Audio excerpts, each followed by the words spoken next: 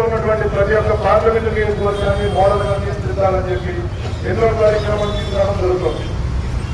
అలాగే రెండవ డివిజన్లో ఎన్డీఏ కూటమి వచ్చిన తర్వాత గౌరవ పార్లమెంట్ సభ్యులు అలాగే గౌరవ శాసనసభ్యులు ఇద్దరు కలిసి మనకి రెండవ డివిజన్ తెలుగుదేశం పార్టీ అధికారంలో వచ్చిన తర్వాత పాఠశాల గ్రౌండ్ కానీ రెగ్యులర్ కానీ 5.5 కోట్ల రూపాయల వరకు కూడా శాంక్షన్ చేయడం జరిగింది.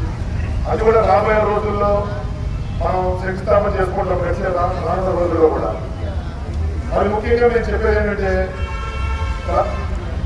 ప్రభుత్వం పేద ప్రజలకు ఎవరైతే మేలు చేస్తారో ఆ ప్రభుత్వాన్ని ఎన్నుకోవడం ప్రజల యొక్క కర్తవ్యం. మీరు బాగా గమనించండి, మనం అందరం కార్మికులే. ఏదైనా ఒక అపార్ట్మెంట్ కట్టాలన్నా ఏం చేయాలన్నా 2-3 సంవత్సరాలు పడుతుంది. మనం ప్రతి 5 సంవత్సరాలకి మనము మా ప్రభుత్వాన్ని మార్చుకోవడం మళ్ళీ మొదలుకు వస్తుంది. ఇంటికి పెద్ద ఒకరి మీద నుంచి అన్ని వెళ్ళాలి. అలాగే మన రాష్ట్రానికి రాజధాని